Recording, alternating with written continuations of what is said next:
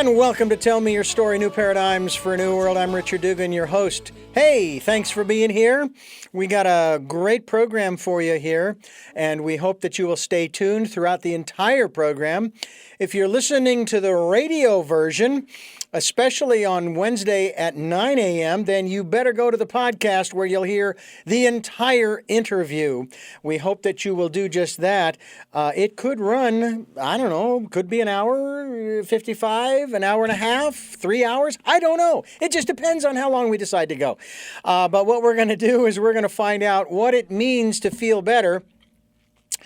We're going to do it let's see, my clock says 5 minutes. We'll feel better in 5 minutes. That's right.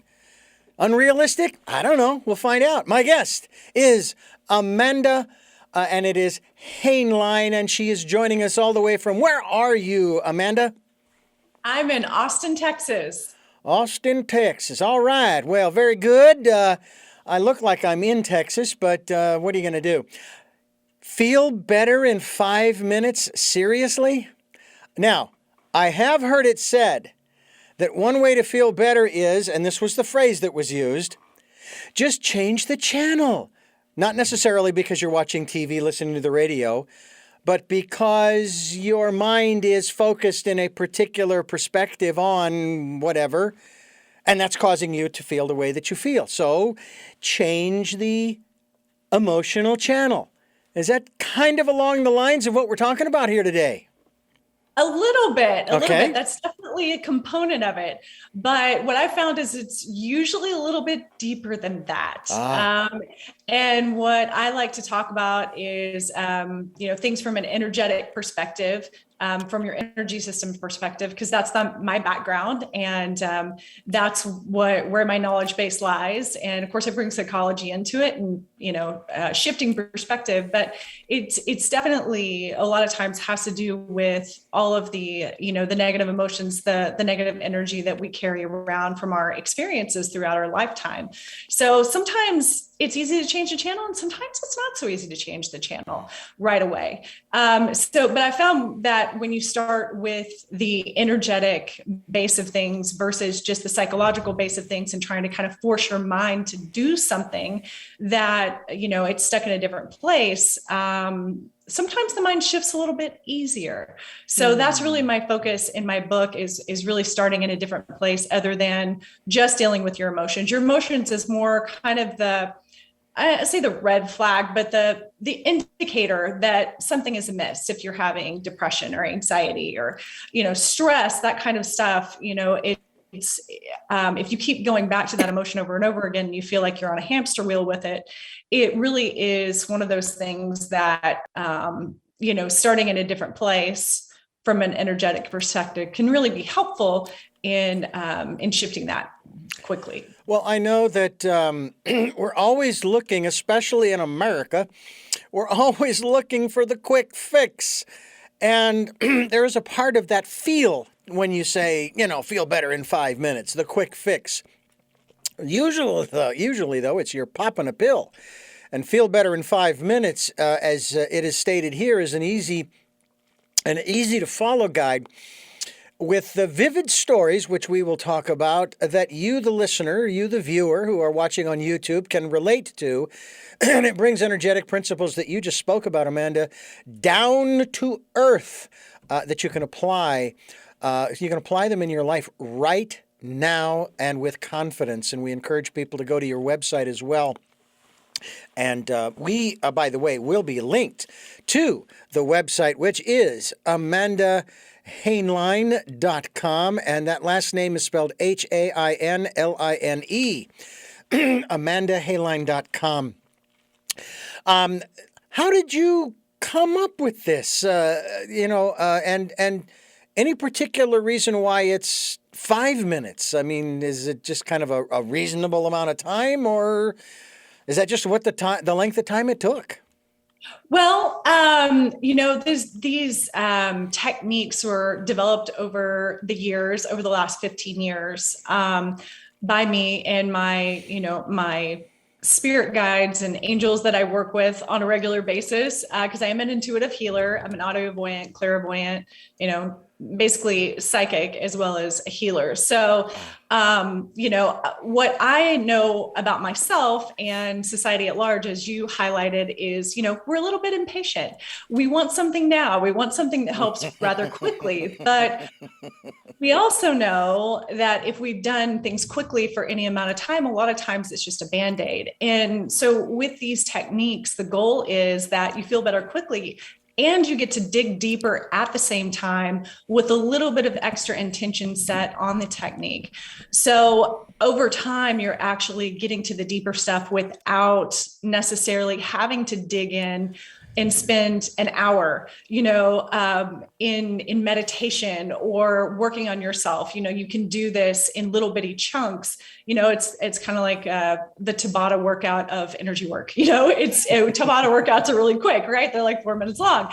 So the idea was that these techniques all take 5 minutes or less. Usually, once you get the hang of it, actually, you can do these very, very quickly, 30 seconds to a minute, once you kind of get it down. So 5 minutes is a very reasonable time to be able to feel an energetic shift in your body, relaxation in your physical body, relaxation in your mind, regaining focus in your mind whenever you do these techniques. So yeah, it's a reasonable amount of time. And the goal was definitely to help people be able to tell a difference fast, because, we just don't have a lot of time in our society, in our lives to work on ourselves. Unfortunately, it'd be great if we had all the hours of the day, but we don't.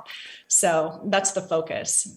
Now, you have 79 techniques. How are these broken down? Are these set up in separate categories, or is there a particular one for, 79 different situations?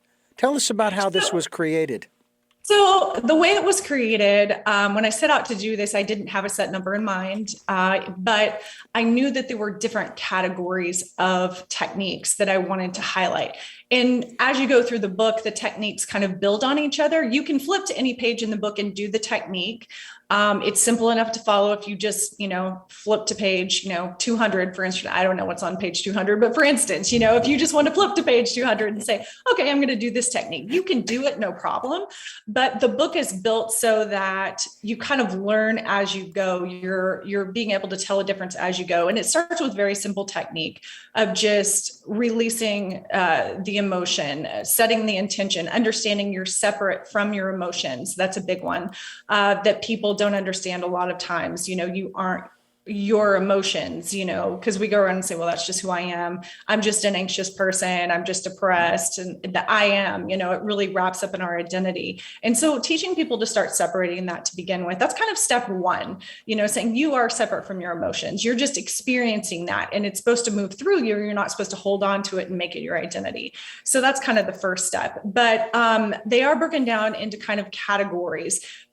First couple of chapters talk about just kind of the basis, the premise of energy and how it's related to your emotions and all of that. And then chapter 3 is the assessment. And then it moves on to setting intention, working with color in the techniques. It goes into working with your physical organs, understanding the correlation between your physical organs and your emotions and your energy system.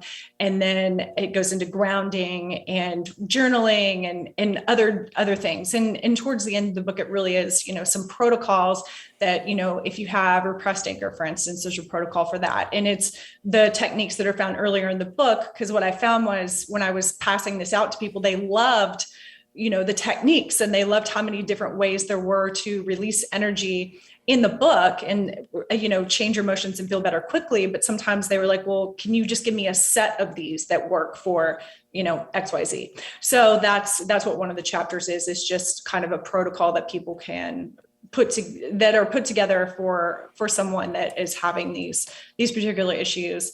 And then there's a chapter just focused on, well, if you want to make your own set of techniques, how do you do that?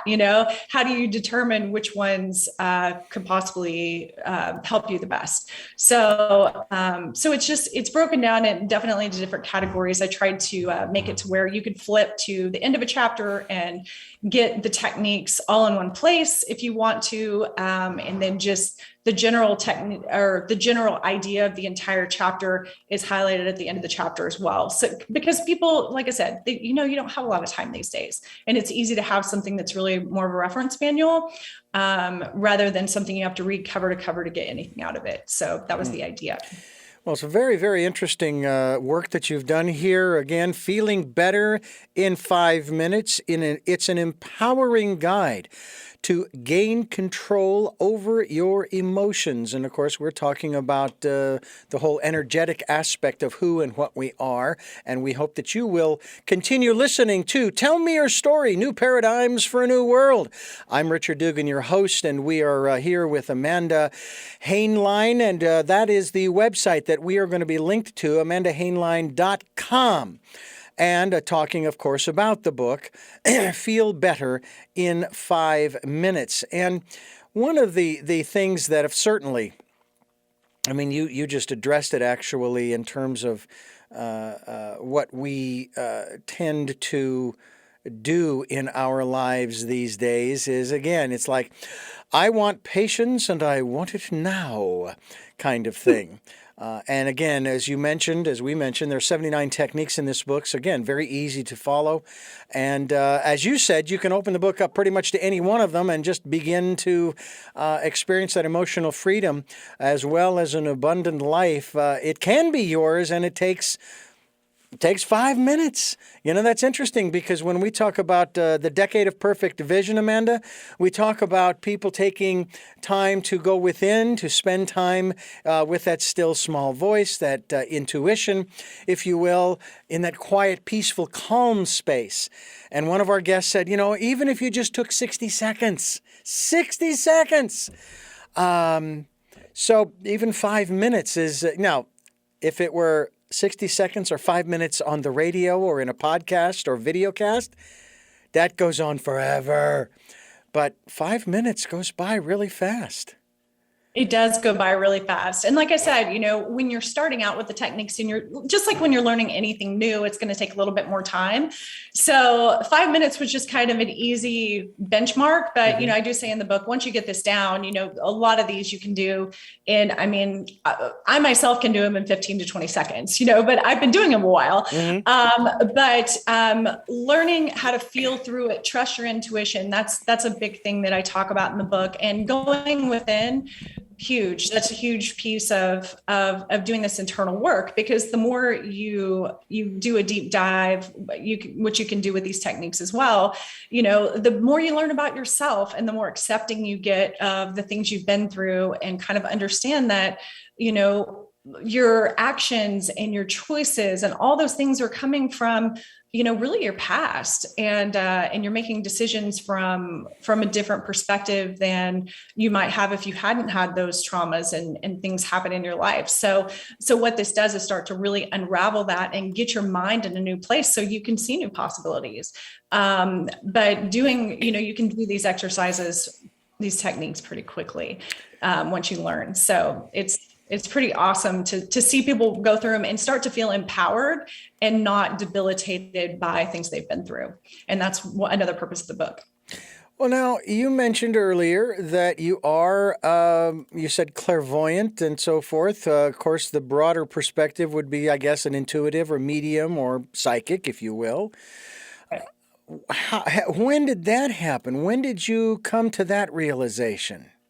Well, I was about 30 years old, and I was very depressed. I was just a suburban mom raising 2 kids. They were 2 and 4, 2 and 5 at the time. And a friend recommended that I go to an energy healer because I was really struggling in my life. And I didn't really know what that was, but I decided to go ahead and go because I thought, well, if it'll help, I'm game. So I went to one session, felt much better after that session, decided to keep going on that as a track because I thought, well, this is I like this better than, taking medication or doing something else that just didn't feel right for me. So I went back for a second session, and the healer told me that all of my chakras wanted to open at once. And I didn't know what a chakra was. I didn't have the background in that at all, which, chakras are energy centers that run down the middle of your body in your energy system, which I wasn't really even familiar with the energy system at the time. I knew nothing about any of this. And she started tapping on me to move energy in my body. And I started feeling like I was burning from the inside out. My whole body tensed up. I was screaming. It was really horrifying, honestly. And I was told afterwards that all my chakras had opened and that they would balance and close and my life would go back to normal. That's not what happened. I started hearing voices. I started seeing things that other people couldn't see. I was having nightmares. I was having PTSD episodes from all of the traumas that I had as a child coming back up, just bubbling up. I couldn't control them. And so I just kept going back to healers because that was the only thing that would give me any relief. It was the only place that I could get answers because I didn't have a name for what had happened to me at the time. So that went on for about 6 months. And then one day I was doing laundry and 3 giant angels showed up in my living room in my sitting in front of my bar. And I was like, I've been accustomed to these things showing up in my house. And I was like, what do you want now? Like, I'm busy today. I'm trying to do laundry. I'm having a day where I actually feel good enough to do things around the house, which was rare. And so they said, well, we're going to teach you how to heal people. And I'm like, oh no, you have the wrong house. Like, this is not going to work for me because I'm busy. I'm raising 2 little kids. I'm in a tough marriage. I'm stressed. My plate's full. They're like, no, this is what's going to happen right now. And so people started showing up in my life for me to do this work with friends of friends, family. Different people started needing help, and my guides were telling me, my angels that were working with me were telling me, like, this is your job, like this is why you're here, so you need to do this work. And they taught me. It was a on-the-job training, really, with that. When I'm in an energy session with somebody, when I'm in their energy field and I'm being told, what to do next. And it's been fascinating. That was about 15 years ago. So I've been doing that work ever since. I've understood from many of my guests that it is something that we all have innately within us, but it's just that we haven't either A, maybe been called, or B, we just haven't practiced it. Right. Yes, I would agree with that.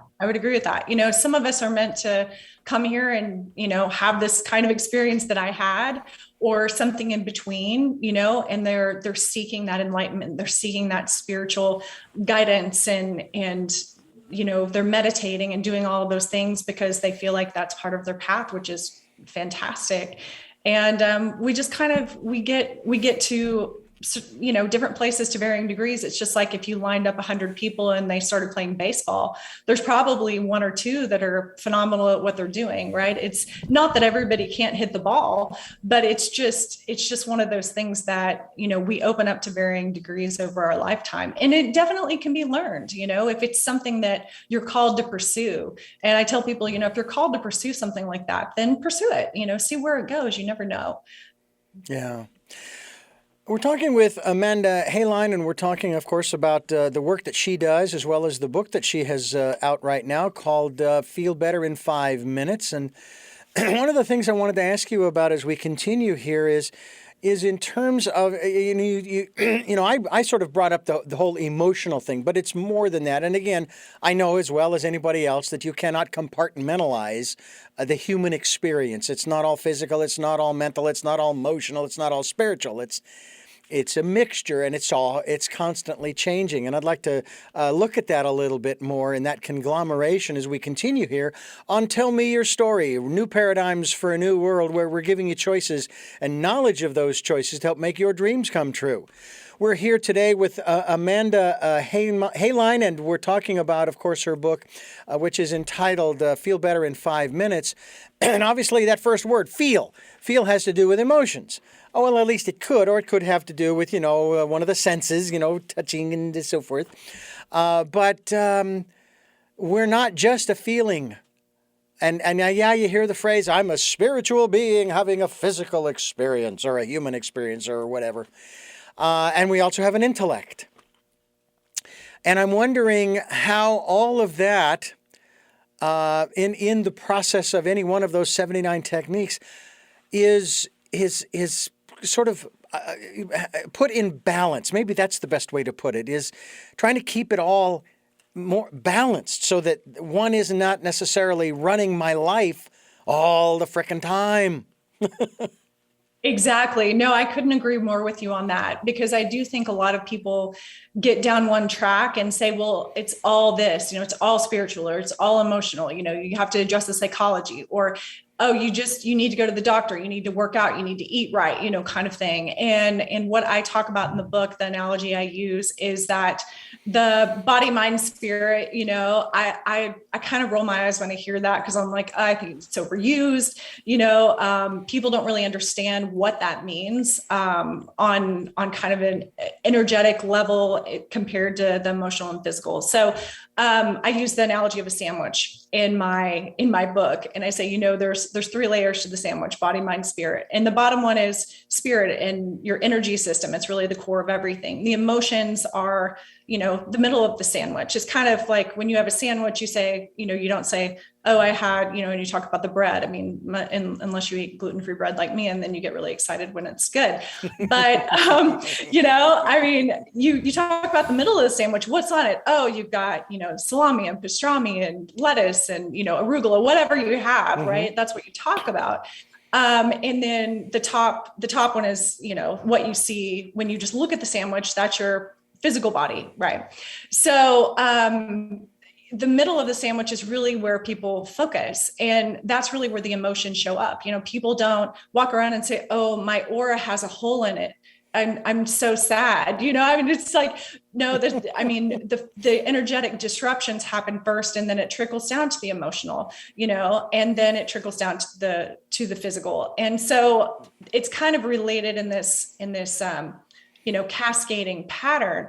And what I've seen in people a lot of times is they will have things show up in their energetic fields before the actual event occurs, like a trauma. I've seen people with, like, energetically their finger will be missing, and I'm like, oh, we need to work on that, because, the energy's missing for that. You could lose that finger. It's really interesting how these things cascade down, but, the finger has to do with something emotional they're going through. Like, everything's related. It's really interesting how all that works. So, to say that it's all, energy is, while that may be the root of everything, you have to address these other components. You can't just address one thing. So it's definitely all very intricately related. And it's important for people to understand that. I think we miss the energy part a lot of times. If we're just working out and eating right, it's fantastic. Even if you're meditating, a lot of times you use meditation as kind of a drug, because you say, oh, well, I'm super stressed out unless I meditate. And it's like, okay, well, why are you stressed out to begin with? Where is the root of that? Not that meditation is not fantastic for a lot of things, for calming us and, giving us introspection and all that. But if you're using it in that way, it really is something that you need to look at deeper pieces. That's interesting because we've had a number of people on this program over the years talking about meditation, and what I started learning about it was, okay, you had to do this, you had to do that, you had to clear your mind, you had to tell your mind to shut up, stay away, and stop doing what it's doing, you had to sit in a particular position, and da-da-da-da-da, and that the goal of meditation was whatever it was. And over the years, I have learned, though I am not a practicing meditator, I take the perspective of Teresa of Avila, that God is amongst the pots and the pans, or in my case, the circuits and the digits. And this is where I find my equilibrium, my peace, my calm. Hmm? And I found out that the goal of meditation is that, guess what? There is no goal. It's Right. kind of like the Buddha. Finally, Siddhartha sits down at the Bodhi tree and he's like, I give up. I'm tired of looking for enlightenment. Oh, that's it. And as soon as he stopped looking, he found it. So that to me is what meditation is about, and it can take on, any form you want. There are almost 8 billion people, so there are over 8 billion different ways to meditate. Yes, I could not agree more with that. I have a story in the book talking about, I say, there's no right way to do energy work. I mean, there's some basic principles, but, Sure. I visited this woman and she was telling me, oh, it has to be this way. It has to be that way. She had been trained. And there was another woman there that was like, these were, new people in my life, and I didn't think anything of it. But the other woman that was there, it wasn't the teacher that was leading the meditation. She was a new friend of mine, and she goes, well, I can't clear my mind. I can't, that doesn't work for me. And she's like, oh, well, that's the only way you can open your chakras and balance yourself. And I'm like, no, that's actually not true. That's actually not true at all. And I saw a vision of her running in my mind. And I said, do you run? And she goes, yes, that's the only time my mind is clear. I said, that's your meditation then. I said, you can start working on those other ways to meditate, but that's where you find peace. Then that is your form of meditation, and there's nothing wrong with that. Everyone has a different form of meditation, whether that's walking in nature or writing or playing a violin, or like if I try to play a violin and get peace, I would be sorely disappointed. But, for a lot of people, they have their own Zen space. And for you, it's, among the elements of like digits and chords, like you said, it's like that is definitely not my Zen space. But everyone is different and everyone is wired differently. And I think really respecting how you find your peace is huge. I mean, it's definitely something. There's not one way to do this stuff. Everyone's different. So I think that's great that you've come to that realization. And let me yourself. also explain that I am not on social media. Okay. I do not have my phone in my hand 24/7. I do not check my email every 3 seconds. I don't do any of that. What I am referring to is, number one, what you and I are doing right here. That is where I find it. It's also my therapy. Okay. This is my therapy. And I love it. I love it. It's a lot of fun. But also doing production, doing editing, whether it is conducting interviews, whether it is producing programs or commercials, or what I used to do many years ago, radio theater. Now I edit videos, which I didn't do before until a couple of years ago. But then there's another part too, where if I wasn't here, I would be home. And home happens to be in a rather rural part of Santa Barbara County, where I currently have a pile of wood that I need to split. And I was out there last night. I was actually gathering some smaller pieces because we had a little fire in the fireplace last night. But I know I need to go out there and I need to split some of that wood so that we're ready for the winter, And I love being outside. And I love being in the area where we live. We have a lot of animals that meander around the property that we live on. Wild animals, we have a deer, and we have actually had a bear or two. Wow. All kinds of different birds, from crows to blue jays. I think my wife calls them skylarks. And rodents, we have chickens that are sequestered because they're protected from their predators. But I love being out in it. And that's another form of meditation for me. But everybody Right. has to find their own space, right? They do. Everyone has to find their own space, and it looks different for every single. So it's, I think a lot of times people judge themselves for their for what that space is, or other people judge them for what that space is. I mean, I've heard people say it's making pottery, or like, I love being outside. That's my zen space, honestly. I love being outside. I love being in nature. That's where I gain my balance back when I feel out of whack, so I can totally relate to what you're saying.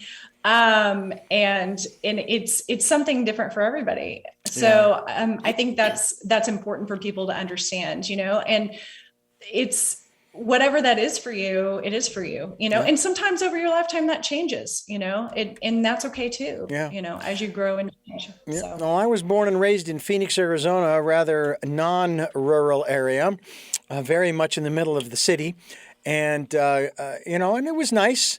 I think back on my childhood and growing up and how different it was then than it would be now for a lot of people, because there's a lot more concrete and asphalt and it's a lot hotter, which is why I'm not there anymore. That's why one main reason I moved. I didn't like the heat. I mean, I know people who do, and that's fine. More power to them. But like you say, it changes. And I remember many, many Friday nights and Saturday nights, we would make tents in the backyard, to my mother's consternation, with these Indian blankets that she had. And and we would make tents, little pup tents, and sleep outside under the stars or under the trees, what have you. And really enjoyed that. Didn't care much for the mosquitoes, but that's another story. And it's unfortunate that that doesn't exist there anymore, at least not as far as I can tell. I've been back to Phoenix a few times, and it's just not the same. But it's like you say, everybody has to find their own place, and it may change from place to place and time to time, especially as we get older. And I'm 61, and and quite honestly, having the time of my life, as I am having the time of my life here with Amanda Hainline. Amanda Hainline is my guest. Her book is Feel Better in 5 Minutes. This is Tell Me Your Story, New Paradigms for a New World. We are giving you choices and knowledge of those choices to help make your dreams come true. How long does it take you to feel better? An hour and a half. You got to take a pill. You got to meditate. You've got to do some yoga. And again, no criticism or judgment on whatever method you choose. I understand that. But maybe you could find a better and faster way through Feel Better in 5 Minutes from Amanda Hainline. Amanda, let me ask you, how and why did you come up with this concept of feeling better in 5 minutes? Well, the book itself really started out of the pandemic. I was on social media, I do that a few times a day. And I was noticing that people were really starting to say, last March, when COVID just hit and no one knew what it was or what caused it or how it was transmitted or any of that. And everyone was really scared. They were feeling stressed. They were feeling fearful, and they weren't even feeling necessarily, they were feeling their own fear and anxiety and stress, but they were also feeling it just in the atmosphere around them. And they said, I can't shut it off. I can't shake this feeling, I don't know what to do. And so I wrote a small thing and put it on my website called Empath Take Back Your Power. And as I was writing it, I kept going, gosh, I want to add this and I want to add that to it. And it was just a little, I think it's 5 or 6 pages, something like that. And I thought, oh, maybe this is a book. And I've been wanting to write a book, and it just hadn't quite come together. I had put client stories down on paper about 4 years before that.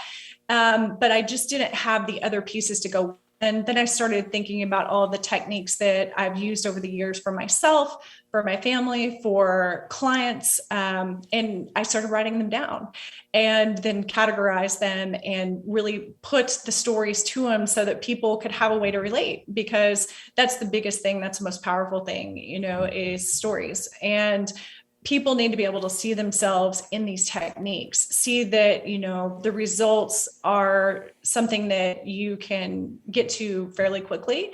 And so that was the goal of the book, is that, you know, you're just able to pick it up and do something fast. So but it really was born out of the pandemic. So as an introvert, I loved the alone time. And I said, okay, great. I'm locked in my house. No one's really contacting me. It's perfect, you know? And I sat down, and I thought it was going to take me 3 months, and it took me a little over a year to write the whole thing. It ended up being a lot longer than I intended. But I think it turned out pretty well. So I'm really excited to share it with everybody. And it's been a fun journey. Now, how about your family and your friends around you? How have they responded to this particular, shall we say, branch of your metaphysical or spiritual tree? Well, that's an interesting question, because, you know, I was raised Southern Baptist. But it's kind of loosely, because, you know, my mom worked in the church, my dad worked in the church, my sister worked in the church, but it wasn't something that was like highly impressed upon me at home. It was just kind of in my environment. That's where I went for social things, you know, and all of that. So really my background was that, and really what I'm doing now was kind of teased and made fun of. When I was growing up, you know, it was always like, oh, those crazy people, you know, that think, you know, everybody's one and all this kind of stuff. You know, it was like chakras and, oh, all that stuff's woo woo. And, you know, those people are nuts. And I even played a part in a church play when I think I was 14 or 15 years old, making fun of exactly what I do now. So that's kind of the irony of my life. And I walked in and I said, I want that part, you know, and I got it. So I laugh about that now. I think it's pretty funny. But in general, people have been pretty receptive, you know, friends around me. I don't have a lot of friends from before I had my awakening. Most of them have been since then. But my family, you know, at first they really didn't know what to make of it. I didn't know what to make of it. And I didn't share a lot of things with them because they didn't have an understanding for it. And I had very little understanding for what I was going through. So being able to articulate it was a little difficult, you know, and but I didn't have any of my family members, you know, reject me or shun me or anything like that. So I was very, very lucky in that respect, because I know a lot of healers that have had that happen, which is heartbreaking when that happens. But, you know, it's all part of our path and our journey. And, you know, it really does make you stronger, because you come more upon a self-reliance and a reassurance in yourself. You know, you just keep going back to the center of yourself and to your core and saying, well, who am I as a person, regardless of what anyone else thinks? And that's not always easy to do. But I was pretty fortunate in that my family, even though they just kind of look at me and go, I don't know what you're talking about, you know, we still love you and it doesn't matter, you know, kind of thing. So that was kind of my experience with it, which was good. Well, I find it interesting, too, because I was born and raised a Catholic. And so to you, I say, forgive me, Father, for I have sinned. It's one of those things that I was introduced to it, the whole aspect of intuitiveness, if you will, the medium, the psychic, the intuitive, the clairvoyant, the clairaudient, the clairsentient, I believe it is, among other things. Even took a class in, oh my gosh, what was the name of the class now? I can't remember. Basically what we did was we were given these envelopes. In the envelope was a picture. We were to scan the picture, okay, with our hand. Mm-hmm. And we were to give our first impression of what that was inside the envelope. And I was pretty darn accurate most of the time. Awesome. I didn't lay a lot of money down on it in terms of, okay, this is going to become my career or anything of this nature. But what it told me was, again, as we said earlier, everybody has these abilities innately within them. I happened to be a Reiki master, went through that course, finding out that it's not me. I'm just a conduit. I'm Right. just fine. I'd rather it not be me. I would rather be the conduit. Of late, I've been using it a lot because there have been some situations I've been sending that energy to and saying, please just, do something else. It's like I have no expectations. I know what I'd like to have happen, but I can't. That's not what the energy's for. It's not. I don't control it. That's the whole point of being a conduit. You don't control it. It just goes through me and out it goes. And that's one of the things, too, that I'd like to talk to you a little bit about in terms of how you talk and share and interact with people in that regard as we continue here. On Tell Me Your Story, New Paradigms for a New World, Amanda Hainline is my guest. Her book, Feel Better in 5 Minutes. This is Tell Me Your Story, New Paradigms for a New World. I'm Richard Dugan, your host, and I thank you for staying with us here on the program as we come your way Sundays at 7 a.m. and 7 p.m., Monday mornings at 1 a.m., and our special edition on Wednesdays at 9 a.m. It is a shortened version, so you might want to go to the podcast to listen to the entire interview. It could be, I don't know how long. But we would encourage you to do that. Also, you can go to this podcasts on SoundCloud, iTunes, TuneIn Radio, Spotify, Stitcher, Player FM, Blueberry, iTunes, as well as iHeartRadio, Amazon Music. We're also on YouTube. You can watch these videos, and we will also have our guest's name as well as their website up there on the screen. So you can then, while you're listening to or watching the program, you can go to their website and check out what they're doing and what they have available for you. So you might want to do that. I want to ask you about the interactions that you have with people. Now, there are lots of different ways in which a medium, I don't know why I like using that word better than any other, shares their talent or their ability. Some of them will actually open a shop. I mean, there are bookstores, metaphysical bookstores, where in the back there's a place cordoned off with a curtain, and you go in there and they will give you a reading. They'll maybe use tarot cards. They may use crystals. They may use a myriad of different modalities as well as their own innate abilities. What is the way in which you have found is for you most effective for those people who come to you to receive I'll put it this way, the information that you have to share with them? Well, I just use the information that comes in. I don't use tarot cards normally. I don't use crystals really as far as receiving information. Usually what I focus on is just the conversation. So if someone usually comes in with a specific thing that they want to talk about, right? I mean, we always wait till there's a problem or, I want to know this, my job, my relationship, my lottery numbers, whatever it is. And so people will come in and they will ask me questions about specific things. And I tell people what I'm guided to tell them.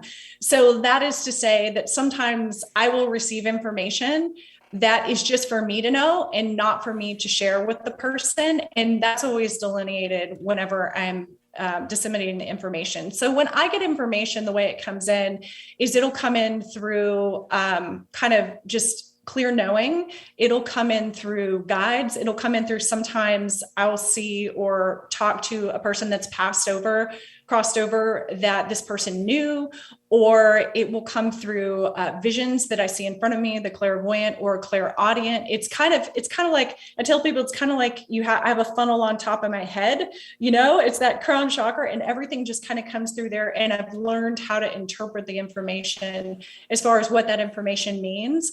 And then what I'm supposed to tell that person, I can kind of feel that out. And my goal, the goal that really has been set forth by my guides that I understand and that I carry out is that the goal is not to just tell the person everything. The goal is to help the person see a different perspective so that they can come to their conclusions with that and really help to empower them to use their own intuition in a situation. For instance, I have people come to me all the time and say, oh, this guy I'm dating, is he the one? And sometimes I hear, absolutely not, run, and if I'm supposed to say that, I will. But if I get that it's a toxic situation, if I get that it's not healthy for them and they have blind spots, they can't see that it's not healthy. What I'll tell them is, well, how does it make you feel in conversation? How does it make you feel when you have an argument? Like, what are the dynamics around that? And kind of getting their mind in a place of looking for, not necessarily like looking for all the red flags, but kind of getting them understanding that, hey, maybe there's some traumas that you have that are causing blind spots for you, that you're not taking care of yourself the way that you need to in this situation. Maybe you need to start looking at this a different way. And if you're feeling like this isn't right for you, there's going to come a point where you're going to know that you need to move on. Or it could be that you go through healing with this person and they're healing and you're healing and you come to a really good place, but I usually tell the parent, well, you'll know in 3 months, or you'll know in 6 months, or, next week, something's going to happen that's really going to give you clarity, rather than saying, absolutely not, you need to get out of there, unless, that I'm supposed to tell that person that. So it's very much an empowering conversation versus something that I just tell them it's black or white. This is what's going to happen. This isn't what's going to happen. Because honestly, whenever you do a reading for someone, it's a snapshot. So whatever the energy is laid out for in that moment is what the answer is going to be right then.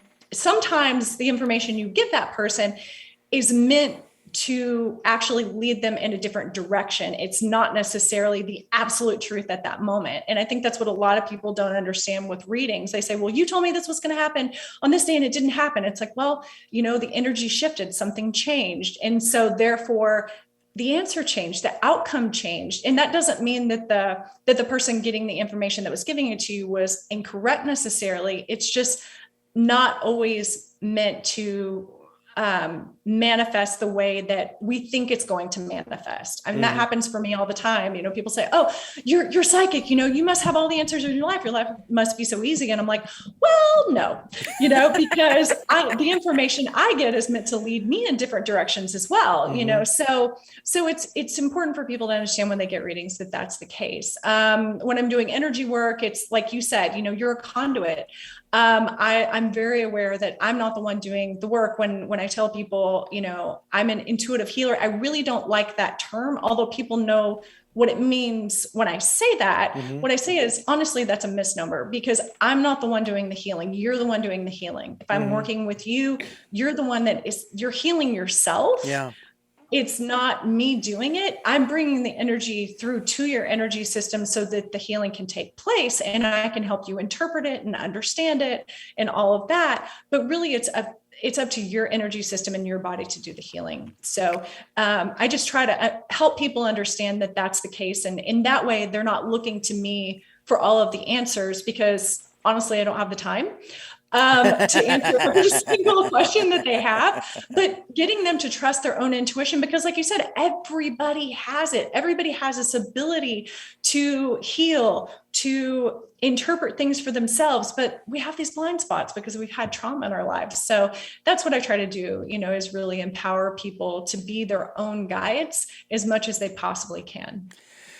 And what I also find very interesting as a Reiki master, and understanding how that energy is used, if you will, also requires the question, what is healing? Because when we talk about using the energy and talk about being the conduit for that energy for an individual's healing, quote unquote healing, I then have to relate the story of my father's brother, who we sent an absentee healing to when we had been told that he had been diagnosed with cancer. And so we asked for a photograph, and we did an absentee healing. And a few weeks later, following the funeral of my uncle, my mother told us the story of what happened. And she says, yeah, he got real angry one morning and he took his meds and threw them across the room, jumped in his wheelchair, wheeled across the compound where his family lived to his son's house, where he went inside, and I guess they must have had a moment or a time of closure. And then shortly after that, he passed. Well, shoot, but we sent him an absentee healing for his healing. So now I'm sitting here going, and I do put this question out there based upon that story, based upon knowing what a Reiki healer's job is function, her function.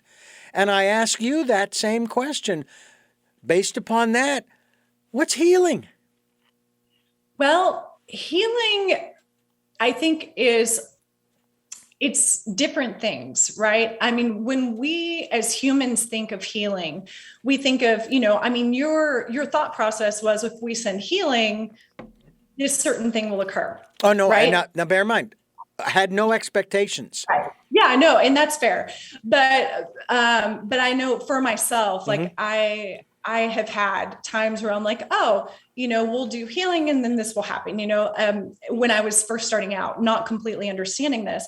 And really healing the physical body a lot of times is not the soul's goal. His soul's goal was to get that closure, to have that healing within his soul, so that when he crossed over, he wasn't carrying that with him, and that's what it accomplished, so it's healing. When a lot of people think of healing, hands-on healing, it means, you have this injury or something and you send the energy and then it gets better, that's not really necessarily the soul's goal. I mean, sometimes it is in alignment with that and sometimes it isn't, and you have to, as a healer, I think, really recognize that healing doesn't always look like what we think it's going to look like. It can look like lots of different things. Yeah. And it's hard to accept, when you first start out and you're doing this work, because you get into it because you have a passion to help people. You feel like you've been called to this purpose. And I remember the first time I had a session, I actually did it on a dog, and this dog had cancer. And the dog came in and the dog wouldn't stay still, but I, energetically put his field in front of me and I worked on his field, and he ran around the room and whined the entire time. I mean, he could feel everything I was doing. And they said, the next day he got up and he was running around, and he hadn't run around in forever because he had a mass at the base of his spine. And I thought, oh my gosh, this is amazing. I can't believe it. And I've been doing this healing work like a year probably at that point. I thought, I felt so good inside and all of this. And a month later, they were supposed to bring the dog back. And so they didn't show up for their session. And I called them. I said, hey, what's going on? You were going to bring your dog in. She's like, oh yeah, we put him down. And I was like, what? Why didn't you bring him back? I was devastated. And I checked in with my guides and I was crying and I was so upset. And I said, I did healing on this dog. I thought the dog was getting better. And they said the dog did get better. And then it left. It was done with this plane. And I was like, I don't understand, and it took me a while to really come to the realization what healing meant for that animal. It did get better. It was able to play with the ball again, and it was able to release that energy it was carrying around from its family, which was a huge gift to the dog and to the family. And then the dog was ready to go. Yeah. And so having that realization as a healer, I think it's a tough kind of lesson that you have to go through when you're doing healing work, because it does devastate you when that stuff happens, but you have to not be attached to the outcome. Like you said, that's the biggest thing is in healing, you don't know what it's going to look like. I've done sessions on people that my first client was 5 minutes long. And I thought, how could this possibly help her? I felt guilty asking her for payment, honestly, because I was like, oh, this is like 5 minutes. And she got phenomenal results from that. It completely changed her relationship with her children, with her mother, with herself in regards to overextending herself. And you never know as a healer what that healing is going to manifest as. So it's pretty awesome when you see the results of it, because you don't know. Exactly. Amanda Hainline is my guest. Her book is Feel Better in 5 Minutes. This is Tell Me Your Story, New Paradigms for a New World. I'm Richard Dugan, your host, and I thank you for staying with us. And Amanda, I want to thank you as we wrap up for joining us here on the program, being part of Tell Me Your Story and sharing your story. I have 3 final questions for you that I like to ask my guests. You've probably addressed them to some degree during the interview, but I like to ask them directly. But again, my thanks to you for being with us here today. Thanks for having me. It's been a pleasure. So the first of my 3 questions to you, number 1, who is Amanda Hainline? Well, I am an intuitive healer that is here to bring the message to people that you have an energy system, you can use it to change your life, and it's something that everyone has the power to do. So that's at my core, that's who I feel like I am. What is it that you hope to or want to achieve through the work that you are doing now? I hope to bring that just knowledge and perspective to everyone, that they can be empowered to change their life.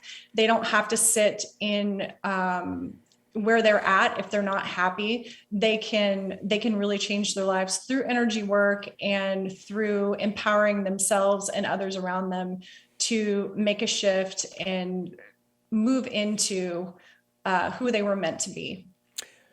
And finally, what is your life's purpose?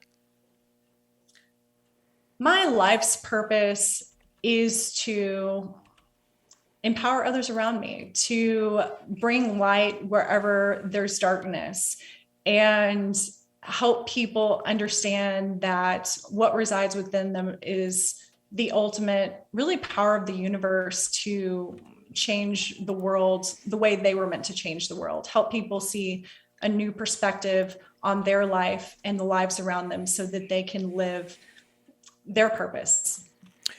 Well, Amanda, again, thank you so much for joining us here on the program. It's been a great pleasure, and I thank you for sharing your story once again. And I thank you for listening to and watching Tell Me Your Story, New Paradigms for a New World. We are giving you choices and knowledge of those choices to help make your dreams come true. Until our next broadcast, podcast, videocast, love to Lal.